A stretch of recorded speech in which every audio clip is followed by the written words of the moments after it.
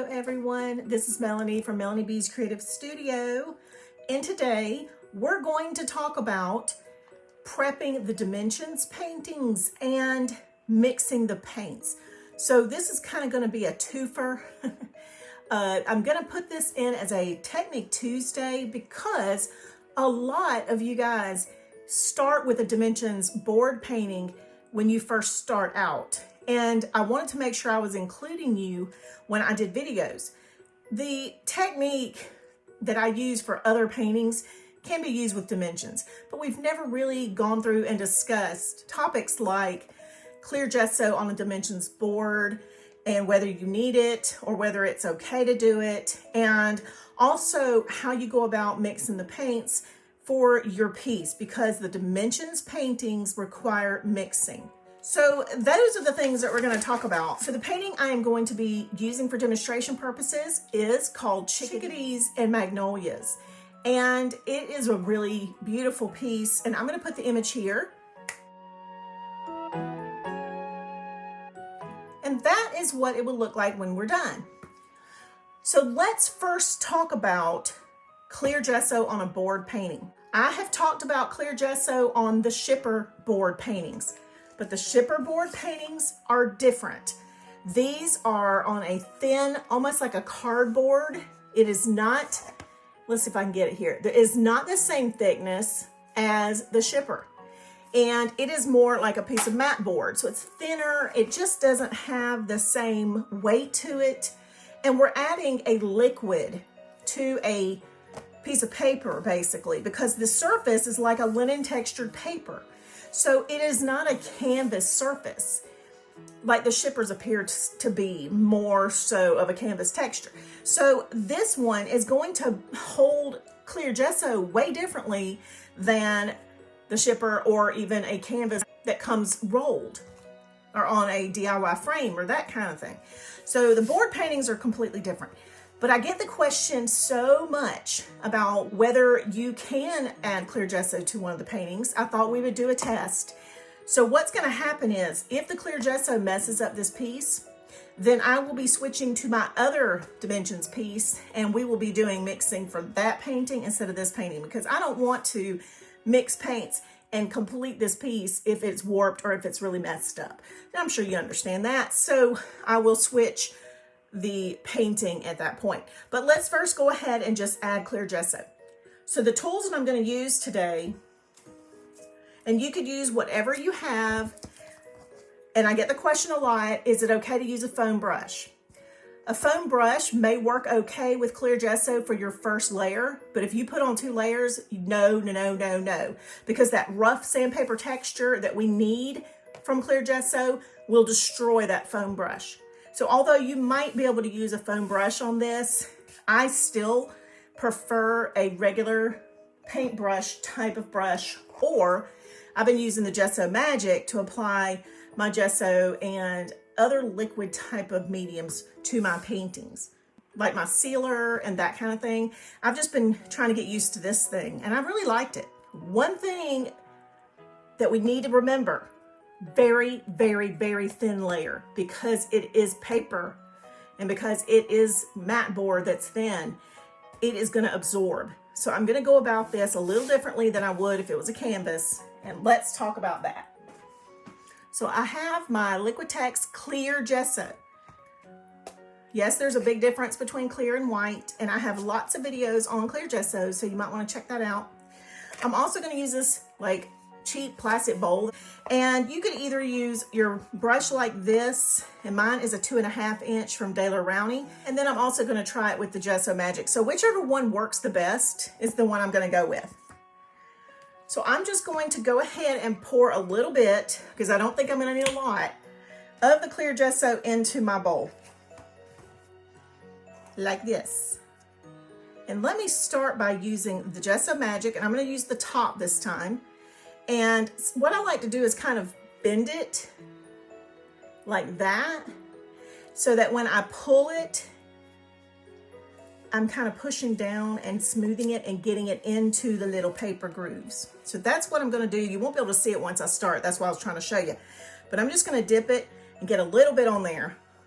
And let's see what happens.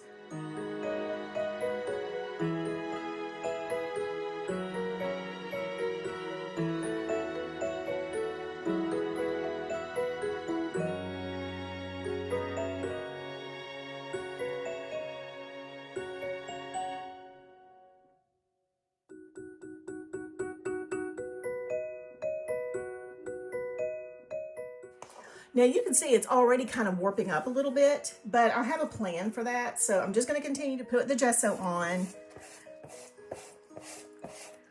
I want to make sure it's thin, but I also want to make sure I'm getting a really good coverage on every single part. I've got a wet paper towel here in case I get any on my backdrop.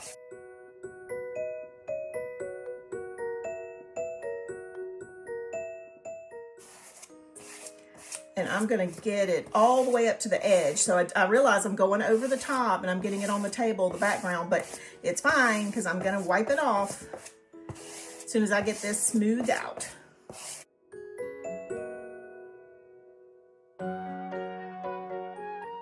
Okay, so now this is when I take it and I check it and make sure it's even. Now, if it's not, what I'm going to do is with the brush, I want to make sure, because it's drying very fast, I'm going to make sure that it's all smooth and that I have every single little piece covered.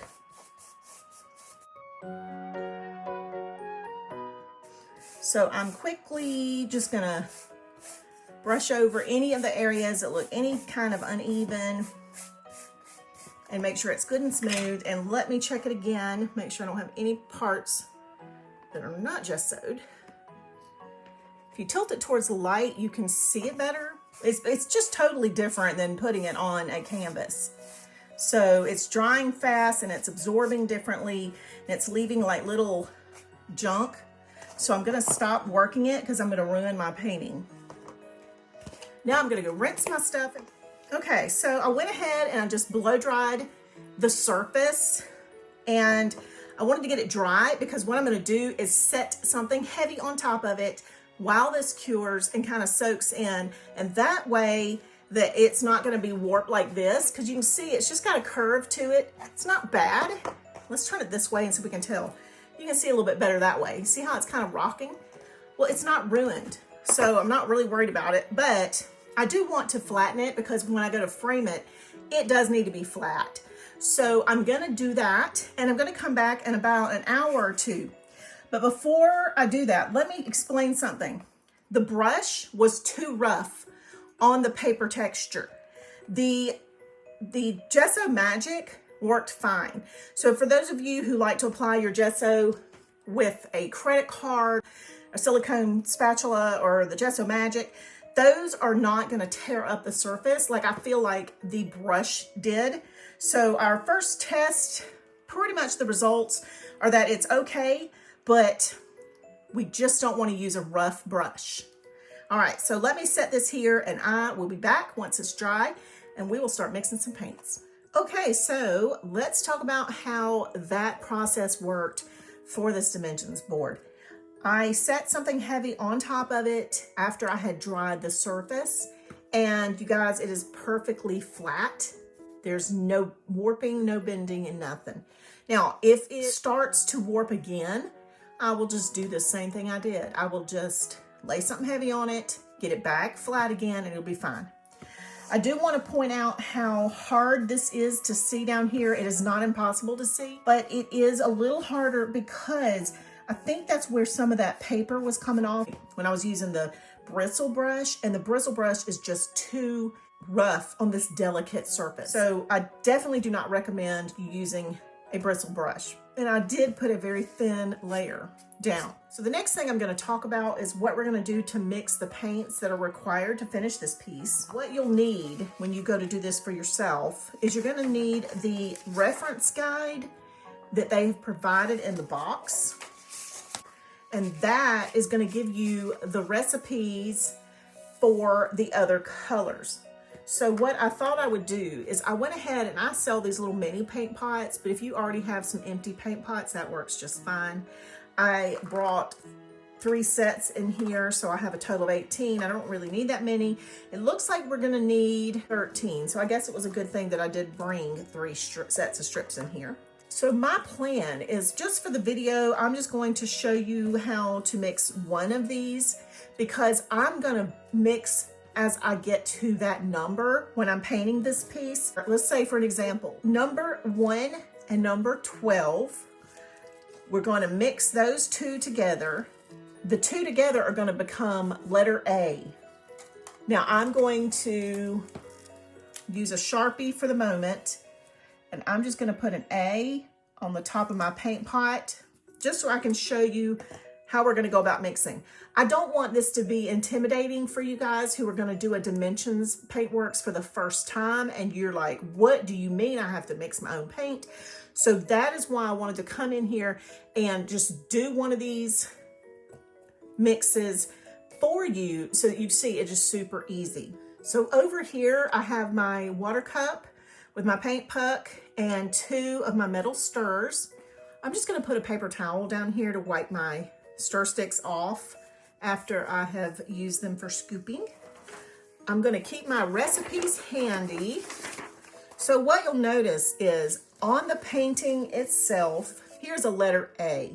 So every time I see the letter A, I will know that my little paint pot that I mixed with A is going to be what I'm using for that corresponding section. Now to mix these, I'm going to move this painting out of the way, and let's just put these up here. So each one I'm going to open, and I'm going to mix the paint and make sure it is really stirred well. These are a lot like the shipper paint pots, and they open a little differently, and they're super easy to open. So just make sure that you stir it to mix any paint that might have separated together. So you guys may have seen me use these metal stirrers a million times. They are fabulous. They're called Tamiya, that's the brand. And I will put that information in the description below for those of you who are going, what is she talking about? There is a link for these because I love these. These are also on my top 20s tool list. And so yeah, they're a must have for me. There's a flat end and there's a scoop. Now, one thing I've noticed about the scoop is that it will hold paint. And so if I want to get all the paint out, you know, I have to kind of scoop it out. So I usually use the flat end, but you guys use whatever you have that will give you kind of an even amount of product. So when I use the flat back of this, I'm just going to kind of visually check to make sure I'm getting about the same amount of the white as I am of the pink, because I should be using the even amounts. So let's just say I get like a little heaping amount there. And let's do that. I'm actually going to do that. I'm going to put 6.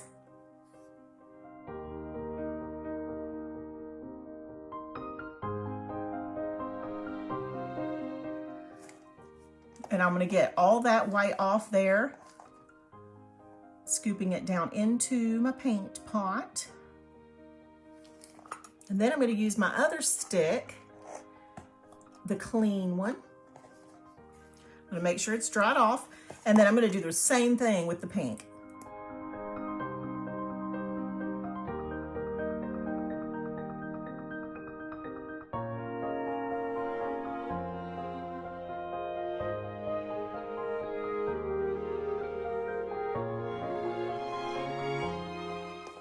Now, it may look like I put more of the pink, but I'm visually checking to see, and it looks like there's still more white in this pot than there is pink, so I'm adding a little bit more, and let's mix it up. You guys, it doesn't have to be exact, but what we're trying to achieve is a 1-to-1 ratio. 1 part white, 1 part pink, and in this case, it's 6 parts white, 6 parts pink, so that way it's an even amount. And I'm just going to use a clean stir stick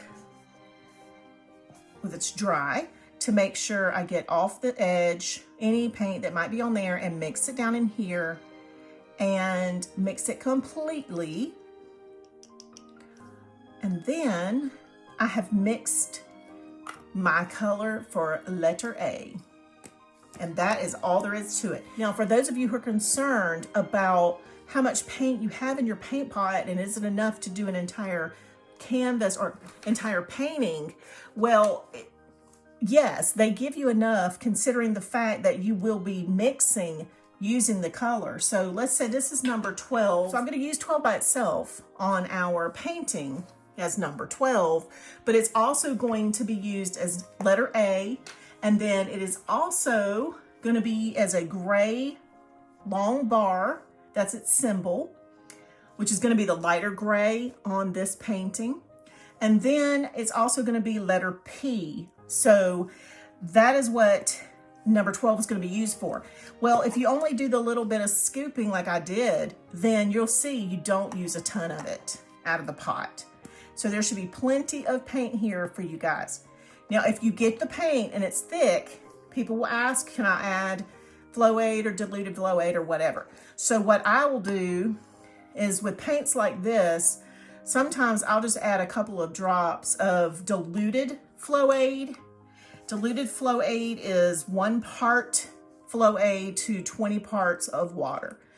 And I will mix it in, and that way it will make it a little bit easier to paint with, but without sacrificing the opacity of the paint. So that is what I do, and this pink should be plenty of paint for us to complete this entire project and have some left over for future projects. Since I've done this, let me go ahead and test that color on our actual painting, and let's see how it looks. And let's also check how the clear gesso works on this board painting. Now, you guys who are very new to paint by number, clear gesso is supposed to feel like sandpaper. It is very rough. That is the purpose. Do not sand it.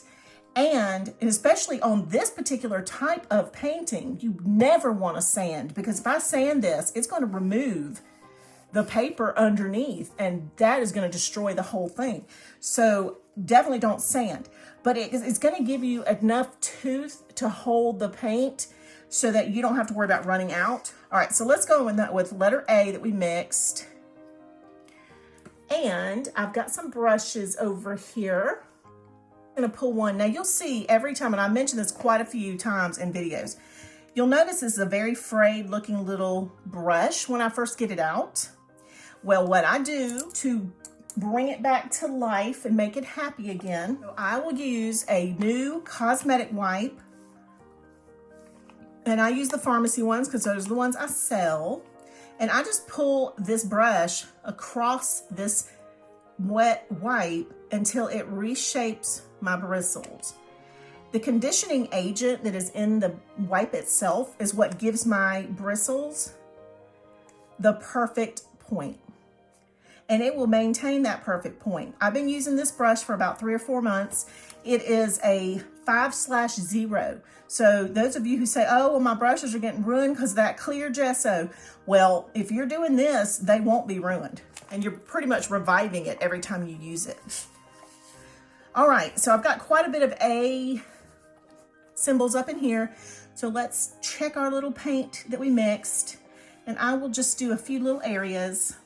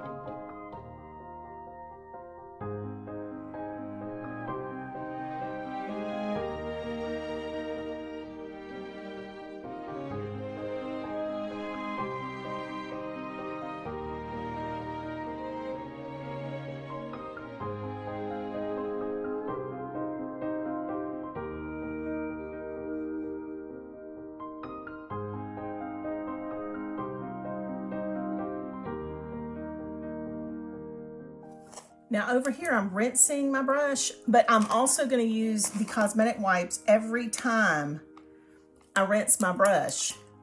and I'm going to pull my paintbrush across my cosmetic white, and that returns it and keeps it restored the entire time I'm using it to this beautiful point. So if you will continue to do that the entire time you're painting, you'll notice that your brushes will stay in better shape for a lot longer period of time. I am noticing this. The gesso, I personally love the texture, and I love the way paints work on it. But the only reason I wanted to demonstrate gesso on this board was because I had a lot of people who said, you know, can you do it? Is it necessary? And whatever. Well, I'm going to tell you, this pink, I don't know how it would have covered without the clear gesso, but I can tell you that as this is drying, I am seeing the letter through the pink, which surprises me because it's a really pretty color and it looks like it's going to be opaque. But I think it's because the white that came with this kit is so transparent that it is messing up the opacity of this pink. So if you wanted to do it, you could use a different white paint instead of the one that's provided in the kit, maybe like a Liquitex Basics or a Liquitex Heavy Body with just a little bit of diluted flow aid in it, and mix that in, and you should get a better opacity than with the paint that came with it. So I very well might do that along the way. And when I'm mixing paints, if it is a color that I feel like that white is going to turn it from an opaque to a transparent, I'm going to switch that white out so I don't have to go back and do this. All right, so that is what I will continue to do with this entire painting. I may come back and actually do this painting as a paint with me piece, and that will force me to complete it for my mom for Mother's Day, which is why I bought it to begin with. And as I'm looking at it, I'm seeing very nicely sized open spaces, which means it will not take me long to finish this piece. So I think this will be a perfect piece for a video. And that way I can kind of show you along the way how I mix and work with it and whatnot. One thing I did want to point out to be sure that I was clear on when I said it is that those of you who are looking at the light gray and you're going, it doesn't have a number, what is that? It is going to be the light gray here on this guide, and it's going to be number 10 plus number 12, so it's a mixed color. The darker gray is going to be 5 plus 8, and that is what's going to be here in the darker sections on your board. So that is how you know which colors will go where. And, you know, I kind of look at this and I'm a little bit excited, even though I knew some of the paints were going to be a pain in the butt when I swatch them. I feel okay because there's not a lot of paints, and it looks like if I have to switch any out, it's going to be number 1 and number 2 and 10, and that's it. So it's not too unmanageable. And I feel like this little project, like I said, is not going to take long at all. So I will be back another day, and maybe we can paint this one together. Be sure to join me on Patreon, Facebook, Instagram, and Pinterest. And I will see you back soon. Thanks as always for watching.